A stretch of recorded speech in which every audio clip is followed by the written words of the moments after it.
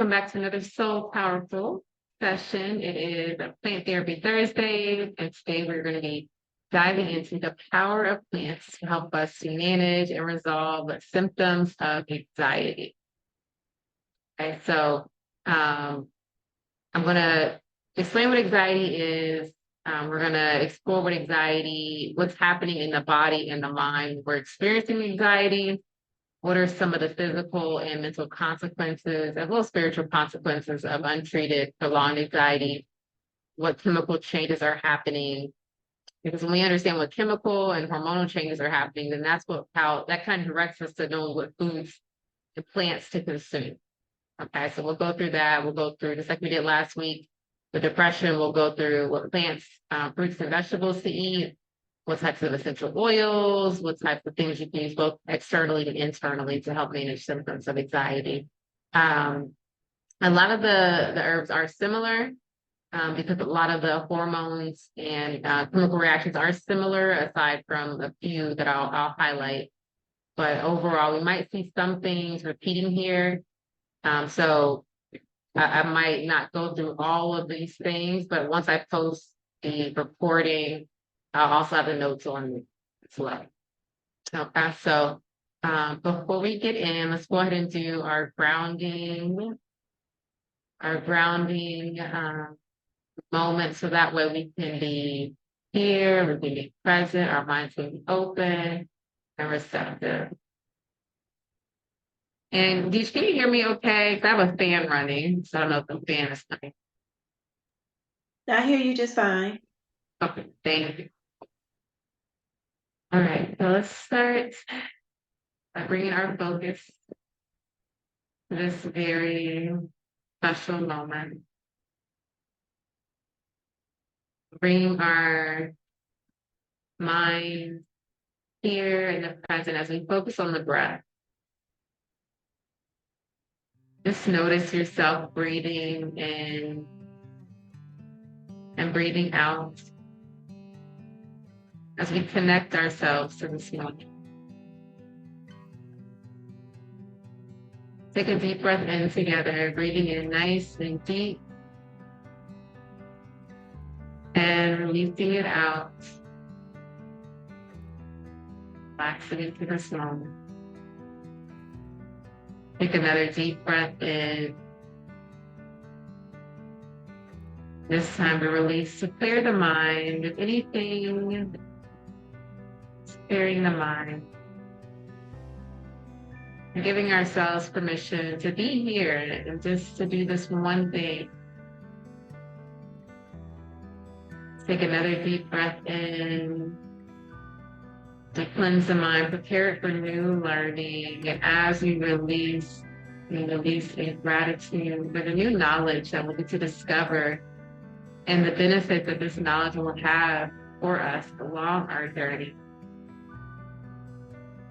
Give thanks to the plants. Give thanks to all of the forms of assistance that are here supporting us in our journey of life.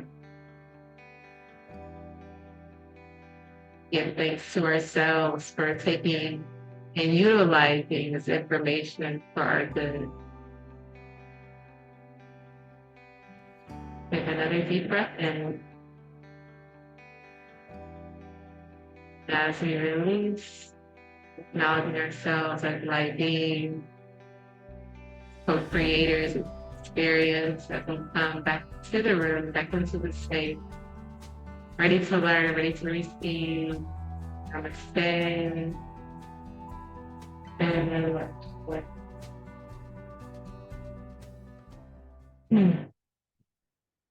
We are going to begin to these beautiful things, how they can assist us in resolving and managing what we call anxiety.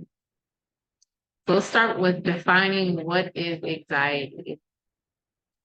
Anxiety is a persistent state of unease and worry about potential future threats. Often anxiety does not have to do with the actual present danger. Now, this is what it makes it different from fear. Fear is actually a natural, acute response to a current and identifiable danger, imminent danger. Anxiety is about what we are assuming could happen. Anxiety tends to involve more abstract or uncertain concerns rather than fear being more of an imminent danger. Okay, so fear is a natural response, right? It triggers the fight or flight response in the body because of an actually perceived threat. Anxiety is this more persistent mood of worry about uncertainty, uncertain outcomes, future threats. Okay? Now, we always like to take a holistic approach to understanding everything, right? Mind, body, spirit. So from a holistic perspective, anxiety on a mental level can manifest as racing thoughts, excessive worry, and the inability to focus over extended periods of time. Emotionally, this looks like feelings of fear, dread, restlessness. It is for extended periods of time. Physically, anxiety shows up as symptoms including increased heart rate, muscle tension, impaired immune response, and digestive problems. I know I used to have a really bad acid reflux for so long until I finally went to therapy and I resolved the trauma, and then that reflux went away. Now, even on a physiological level, anxiety can lead to hormonal imbalances, which cause various types of disruptions, affecting metabolism as well as your sleep patterns. Now, on a spiritual level, anxiety can lead to a sense of being disconnected from one's inner self, from one's purpose, from one's higher power, which can foster a profound yearning for inner peace and balance. So for me, it was that anxiety that I had that actually drove me to my healing journey, right? Had I not had anxiety, I might not have realized how detached I was from living and walking in my purpose. But because I had this very tangible thing that would show up every time somebody would walk past me down a hallway, every time somebody would put a camera in my face, or every time I'm asked to speak, I would have this profound reaction. I knew that there was something wrong. And I knew I wasn't living in the truth of who I was. Like this can't be what life is about. Okay? Now let's talk about what's happening in the body. Right, to dive deeper into what's happening in the body. Because again, when we understand what is happening in the body, that's going to guide us in identifying what plants can assist us. With everything, these emotions, these are chemical and hormonal responses in the body. So when someone experiences high levels of anxiety, their body is activating a stress response, leading to the release of stress hormones of cortisol and adrenaline. Now, these are the two hormones that we see that kind of make it different from depression, right? When we reviewed depression, we saw that depression leads to changes in serotonin levels, GABA and glutamate levels, dopamine levels, and norepinephrine levels. All those same changes happen with anxiety, but with the addition of cortisol and adrenaline also being out of balance. So when our cortisol levels and our adrenaline levels go up, this what causes that increased heart rate, the elevated blood pressure, the rapid breathing, and the muscle tension. And all this is happening to prepare you to fight, flight, right? It's preparing you to defend yourself against this danger, to escape or to defend. Okay? Now, when we look in the brain, when someone's experiencing anxiety, we see that the amygdala, which is our emotion center, our primary emotion center in the brain, our amygdala, becomes hyperactive. All right, so this emotion center of our brain becomes hyperactive, which is going to make us more alert and more emotionally reactive. You ever think about times where you popped off on somebody, more than likely you're feeling triggered and threatened. You weren't in a state of peace and safety when you popped off. Or even if you like agreed to do something that you really didn't want to do. You weren't in a state of peace when you agreed to do that. No, you were in a state of fear. Right. So we have this emotional reactivity. So the emotion center of the brain, the amygdala, is hyperactive, while the prefrontal cortex of our brain, which is this our decision making, our judgment center, our higher level cortical activity, this area becomes less active. So it is harder when you're in a state of anxiety, it's harder to make clear and sound judgment. We're turning off a very important part of our brain when we are in a constant state of anxiety, and we're operating from our emotion. Okay. What some people call the reptilian brain, right? That's the earliest part.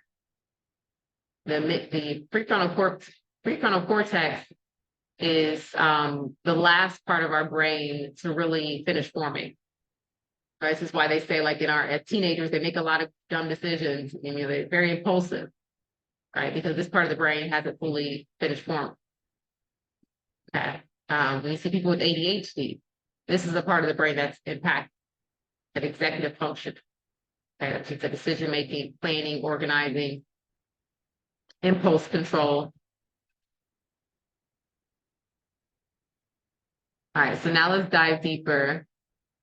So now these changes in adrenaline and cortisol and the brain, the amygdala becoming active, prefrontal cortex shutting down, this is okay for in the moment threat, and you need to respond to a threat. But when that threat is prolonged, because that threat is now an email or a conversation you need to have, or impeding financial issues, or losing this and all this stuff, fear of judgment, that's when we see these hormonal imbalances start to happen in the body.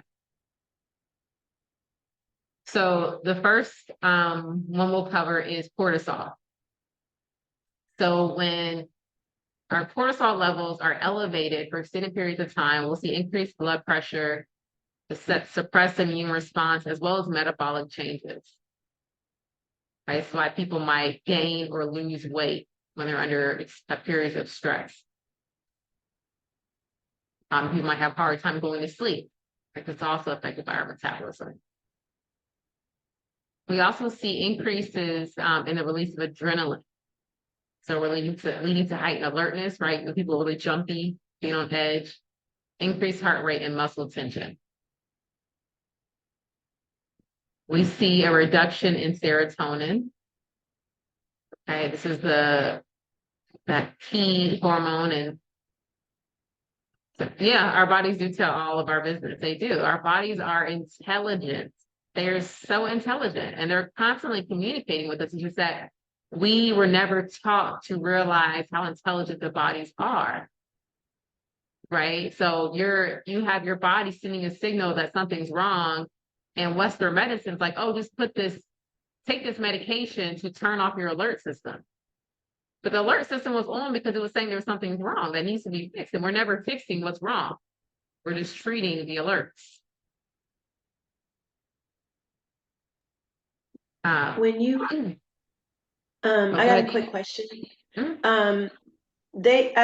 Supposedly I have a little bit of tonsillitis coming on, and the doctor prescribed me antibiotics. I still haven't picked them up yet. I'm supposed to pick them up today, but I don't want to.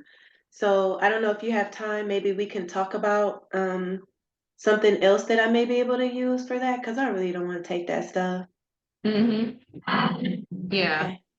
Yeah, definitely. And also, Yaki Awaken, he's amazing to watch on like herbs, plants, like, oh my God, just watch him.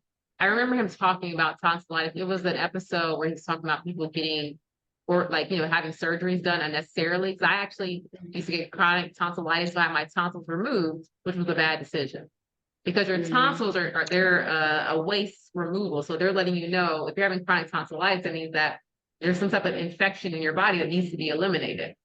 Right. So you have to find the root of what they're reacting to. So yeah, we can definitely talk after this about some suggestions, but I would say if you can find, just type in Yaki tonsillitis, maybe some algorithms to kind of pull up that video. Okay. Yeah. But avoid the surgeries. My throat it hasn't been the same, and also I lost that very important thing. Now I lost that form of waste removal. So we have cortisol and adrenaline go up, serotonin gets disrupted, right? That's our happiness hormone. We also see GABA and glutamate being disrupted, GABA being the one that promotes relaxation, glutamate being an excitatory transmitter. So we're going to have, with GABA being disrupted, we're going to have less ability to relax, and with glutamate being out of balance, now we're going to have a lot of excitation, unnecessary excitation of our nervous system, which is why a lot of people with anxiety end up with like adrenal fatigue. They have a lot of fatigue because their body's in this heightened state and it's burning out their resources. We also see imbalances in dopamine levels, leading to symptoms like restlessness and difficulty focusing. Okay, dopamine being the brain's reward and motivation system. We see changes in norepinephrine, which can also cause more alertness, rapid heart rate, and elevated blood pressure. Okay, similar to the adrenaline. Now, prolonged anxiety, because we have that overactivation of the amygdala and underactivation of the prefrontal cortex. And of course, if you have all that cortisol, which is a stress hormone circulating, you're going to have increased inflammation. So just like in depression, prolonged anxiety does affect your brain structure, okay, particularly the amygdala and the prefrontal cortex.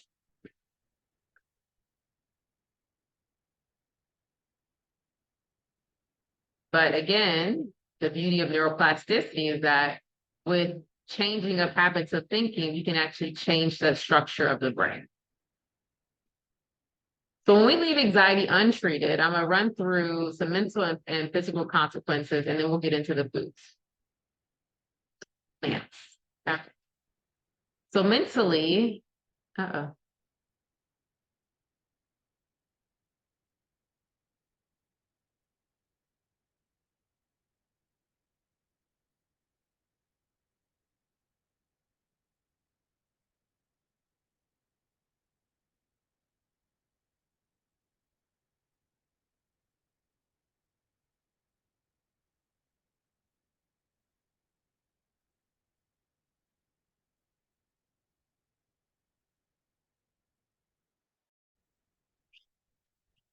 okay, sorry about that. We've lost power. All right, so let's get into the mental consequences. Chronic worry. Okay, so if you don't ever treat your anxiety, you're in constant state of worry. Rumination. All right, this is when you constantly think about something, and it's hard to stop thinking about it.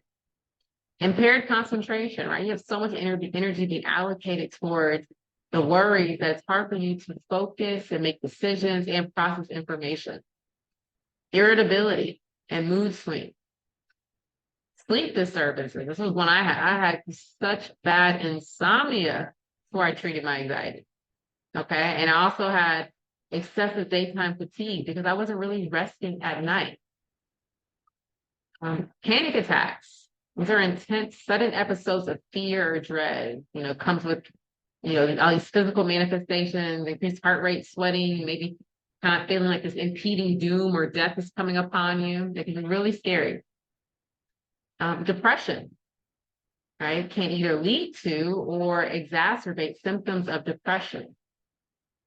was actually the chain of events for me. It was anxiety that resulted in depression because my anxiety was preventing me from living the life that I desired and made me engage in behaviors that I would then, feel guilty or shameful about, which ultimately led to depression. As well as social isolation, avoidance of social situations and relationships due to anxiety. So it can be very lonely. And anxiety comes in various different forms. So there's general anxiety, a generalized anxiety disorder, where it's like you worry just in general about everything. Then there's specific phobias, right? So maybe it's social phobia, fear of judgment by others. It might be phobia of dogs or animals, public places, small spaces, a range of things. And this could also be a response to a traumatic situation happening to trigger this.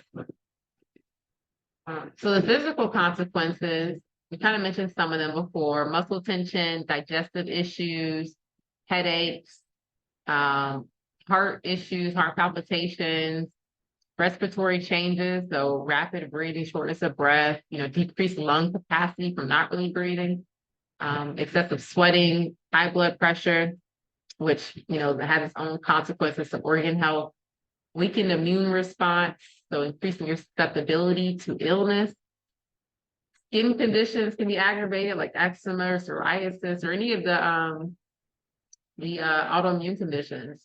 They're going to be exacerbated or aggravated when you are in a state of anxiety, which is stress. When you are in stress, any type of underlying condition is going to be worse because of that.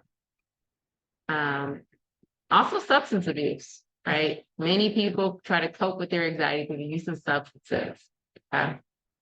And then lastly, chronic inflammation, which chronic inflammation is going to be associated with a host of different damage to organs. Okay, because when your body's inflamed, things aren't really operating properly, things will begin to shut down over time. Okay, so now let's get into the plants. Okay, so like I mentioned before, in the video we did on depression, we talked about what plants can help support healthy levels of serotonin, norepinephrine, GABA and glutamate, as well as dopamine. Okay, so I didn't go into all of the details on those. We can reference the other video for that. But what we will go into is cortisol. So foods that help to support healthy cortisol levels. Dark leafy greens, that's like your spinach or kale, citrus fruits like oranges. We have our berries, which we know are anti-inflammatory. Pineapples, which contain an enzyme that's anti-inflammatory. We got our sweet potatoes again, our bell pepper, our avocado, tomato, bananas, tomato and bananas. Okay, so these are all the plants that can support the foods that can support healthy cortisol levels. Now, another vitamin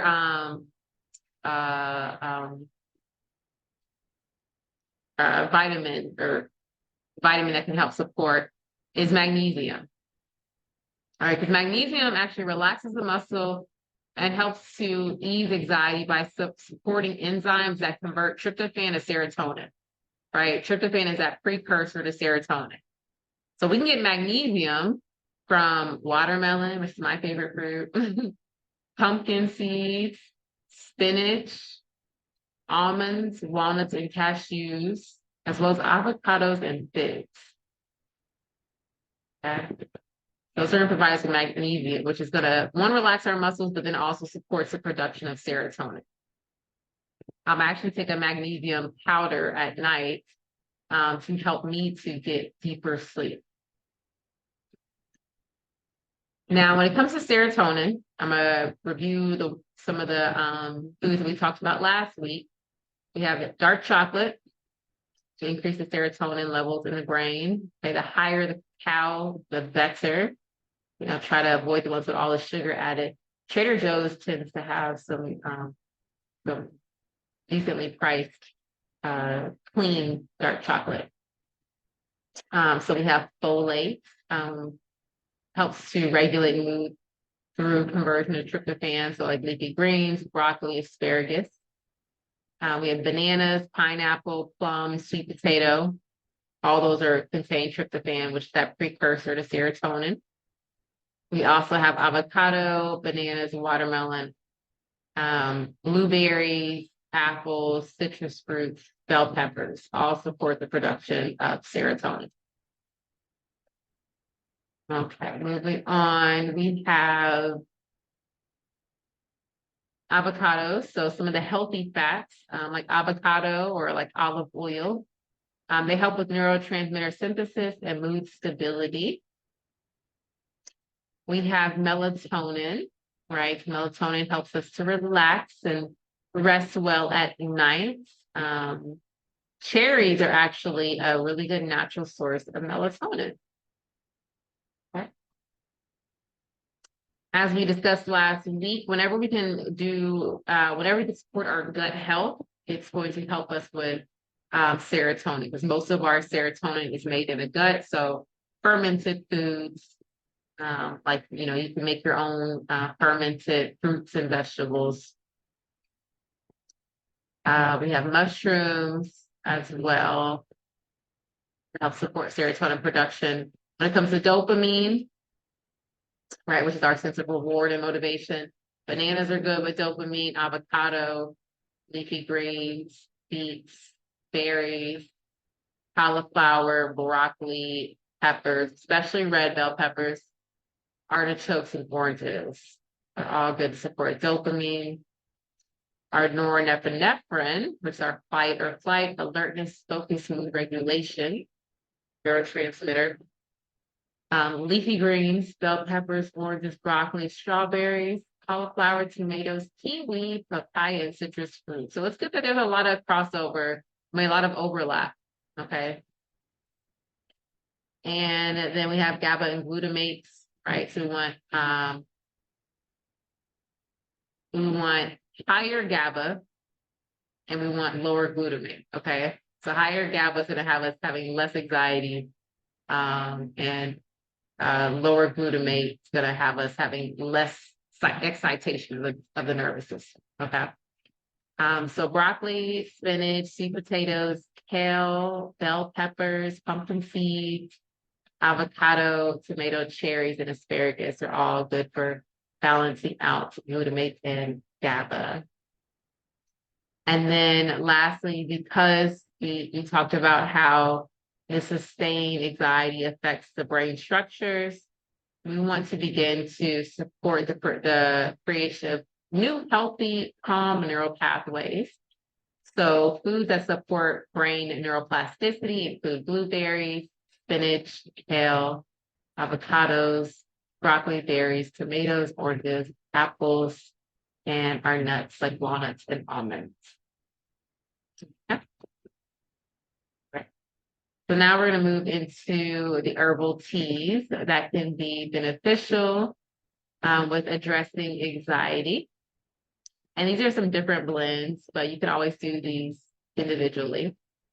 We have a chamomile and lemon balm blend, right? Chamomile is calming, and lemon balm can promote relaxation. Lavender and rose tea. Lavender helps to, again, make us feel calm, relieve anxiety. And rose petals have a calming and mood enhancing effect. I also love roses, which I don't know if you know, but roses emit the vibrational frequency closest to the vibration of love.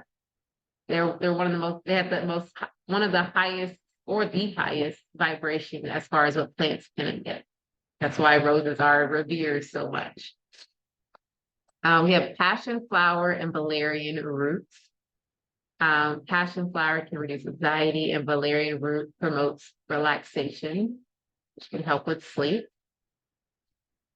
Hibiscus and ashwagandha tea. Hibiscus is an antioxidant, right? So when we are having all the inflammation, we want to introduce antioxidants to promote the detoxification of our body, and we don't want all those free radicals building up, causing cellular damage. Ashwagandha is a adaptogen, so it actually helps your body to handle stress better. Okay. Lemon, verbena, and peppermint tea. So lemon verbena has calming effects, and peppermint actually supports digestion and reduces tension. I also like ginger to help with any type of gastrointestinal discomfort, especially like bloating and things like that. We have linden flower and skullcap tea. Linden flower has a very soothing properties, and skullcap can actually relieve nervous tension. Okay. Holy basil and nettle tea.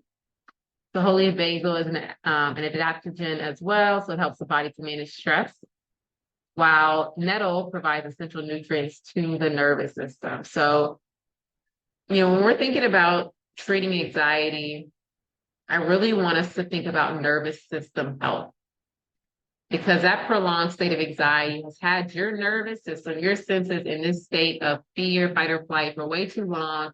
And it's just wreaking havoc on the communication and the information processing of your nervous system. So really, really think about nervous system health when it comes to treating anxiety.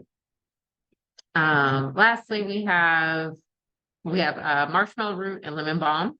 So marshmallow root is calming as well. I think I have that in my menstrual tea.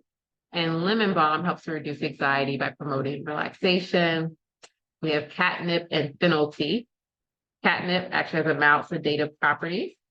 And then fennel supports digestion and helps to alleviate tension. All right, so when it comes to, those are our herbal tea blends. So when it comes to like herbs, like dry herbs, we can take as tinctures. I'm gonna have you reference the depression video because pretty much everything is the same there. Okay. Let's get into some essential oil blends. Okay, so that was all of what we could do internally. Now let's begin to explore what we can do externally to address these symptoms of anxiety and to begin to heal. So essential oils, lavender. We've all heard about lavender, chamomile, frankincense, clary sage, which helps with overthinking, lemon, which is uplifting, refreshing, peppermint, can improve mental clarity and focus. Truly is grounding and has calming. Cedarwood is grounding and calming, helps to reduce overthinking and promote focus. I actually have a cedarwood incense that we burned during my friend's home birth. So we burned those to create a nice calm environment. Sandalwood, the soothing and woodsy aroma, which can calm the nervous system and reduce racing thoughts. Okay, that was all of the chamomile. Yes. Okay. All right. So those are our essential oils. And again, for the essential oils, you can either apply them to your skin. You can get the diffuser bracelets. You can put them in a diffuser. If you are going to apply them to skin, especially something like peppermint, dilute it a little bit. It can be, and then be careful. So I've got peppermint like on my face, in my eyes. It wasn't pleasant. Definitely, it took me out if I was overthinking. It would take you out of that. Even something really to be worried about. But yeah, so definitely use essential oils with caution. If you are somebody who, sometimes if you are someone with prolonged anxiety, you could have more sensitive allergic responses because your nervous system and immune system are so kind of out of balance. So if you are somebody who has allergies, just kind of do a test spot, or just kind of, walk the essential oil around, just kind of smell it, see how you react to it before you put anything on your skin or, put too much of it in your hair. Okay. So now let's talk about activities we can do with plants. So spending time in nature, breathing in that good ass prana, as Ralph Smart says, breathing in that good ass prana. Okay, the trees and the plants, they are cleansing our air. They're converting our carbon dioxide into oxygen for us to take in. So appreciate that exchange with them. Gardening is another way to ease our anxiety, right? By taking time to mindfully sit there, connect to the earth, and focus on something that is progressive and positive. Taking mindful walks in nature, look around, right? Anxiety often has us so worried about the future or worried about the past, but when we walk in nature, we can take the opportunity to ground ourselves in the present moment by noticing, oh, that tree, and that flower, and that grass. See how many things you can notice in nature. Maybe just walk up to a tree and just see how many details you can notice about it. Doing yoga while in nature or meditating while in nature. So actually doing these mindful practices while in nature. So that way you can benefit from all the things that we've already noted about nature. And just be in an environment where you get to watch things happen naturally, right? In our head, in our world, with every technology, the hustle and bustle, it's party so much from what is natural. That's what's contributing to that anxiety. But when we can return to nature, we can reconnect to our natural vibration. And if you want to prolong that, go camping. Go camping, spend an extended amount of time in nature. I just got back from a beautiful, almost like a month long of retreat in nature in a district out here. And it was absolutely beautiful. And everybody definitely had to adjust when we came back to our normal lives. But we had the tools and the skills to know how to make that adjustment coming from being just secluded in nature back into the rest of the world. And then let's cover our energy cleansing. So same with depression. You can use the sages or the Palo Santos to actually cleanse the air, the energy. I do that often. If I'm worrying about something that I want to get out of my mind, I would take my sage and take it like as if I'm unraveling all of those worrisome thoughts. I'm unraveling it and then I'll twirl it, and I'll just like send it out the window. I'll cast it out the window and then I'll come back with my Palo Santos, some affirmations, and bring in the energy that I want. Okay. So we have smudging, we have spiritual baths. So placing the herbs, identify what are the right herbs, put them in your spiritual bath, whether you lay in the bath or you just pour the water over yourself. And then we have incense as well. Okay. All right. And then lastly, to cover the ceremonial healing. So using plants in ceremony. So we have psilocybin, which is one of my favorites, magic mushrooms. Okay. Because what I like about the mushroom is that it brings you into a calmer state, and a different perspective becomes present. The intelligence of the plant becomes present, which allows you to connect to a broader realm than the physical realm. And in that space, you tend to feel more calm. You tend to surrender more, and your mind is more open to where now your subconscious mind can be reprogrammed. Instead of having that programming of doom and gloom and things going wrong that contributes to your anxiety, you can plant in thoughts of things are okay, things are working out. Okay. Similar to other plant medicines like ayahuasca, again, you're surrendering to this higher intelligence of plants that can bring in and show you things, reveal things to you. Things like ayahuasca can actually cause more physical healing and emotional healing in your body. We have peyote, which is the cactus.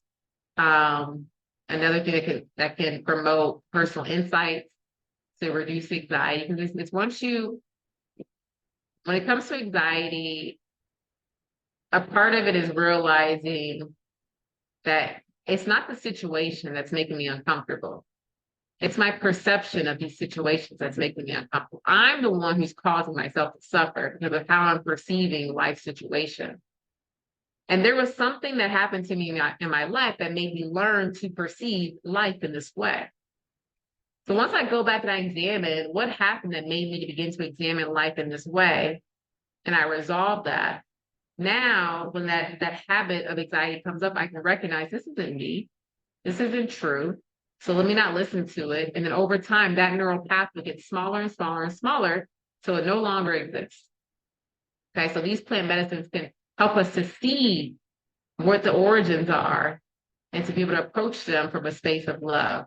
It's typically we'll try to run from the truth, the origins of our anxiety. San Pedro is another one. And these plants that I'm listing, these are things you want to do with the assistance of a shaman, a medicine person. Psilocybin, like I said, you use your judgment. You can dose it yourself, do your research. But these other ones like ayahuasca, peyote, San Pedro, iboga, salvia, and hape, you want to do these with trained shamans, and not just anybody, but make sure they really know what they're doing, because these plants are very powerful, and they deserve a lot of respect because they help assist us in such amazing ways and profound ways. But you are entering into different realms or seeing into different realms, and you want to make sure that you're being properly guided in doing so. So let's see, we also had iboga, which is a plant traditionally used in African rituals. It's thought to induce deep introspection and potentially help individuals confront and resolve anxiety and trauma. Salvia is a psychoactive plant used in shamanic practices. It can induce intense, short-lived experiences that some individuals find introspective and anxiety reducing. And hape is a tobacco snuff that they mix with other herbs, used in most ceremonies in South America. And it's really gives you a lot of grounding, clarity, and a sense of well-being. This is one that I've used before, and I really, really enjoy the extreme grounding effect, because when we have anxiety, we're so in our head, which detaches us from the present moment. So this hape, it grounds you. It like grounds you to where you're like, wow, I didn't realize how ungrounded I was. It brings you really, really present into the life experience. So it's all these plants are beautiful. But I really enjoy that one for someone who, tend to have the symptoms of anxiety, the symptoms of ADHD, where I was very much in my head. It's something that really brings you, and even sometimes with anxiety, we get detachment from our feelings and a detachment from our body because we're living so much here. It brings you back into being able to feel again, which is very nice. Okay. All right, so that is it. We've made it to the end of today's exploration of all these beautiful plants and how they can assist us with a very common challenge of anxiety that I know many of us have had or still have and are working through, but we no longer have to allow it to run our lives, to limit us, to separate us from our spirit, from our soul purpose. We can actually utilize these beautiful plants to help us to resolve and finally move on and actually heal our brains from the effects of anxiety. Thank you so much for joining us for this session of the Soul Powerful Wellness Collective. I hope that this information brought you value and is helping to further expand your mind and elevate you mentally and spiritually. If you would like to join us for our next class, visit drmkita.com/SOL to join the Wellness Collective, and we look forward to seeing you there. Sending you peace, love, and light upon your journey. Stay soul powerful.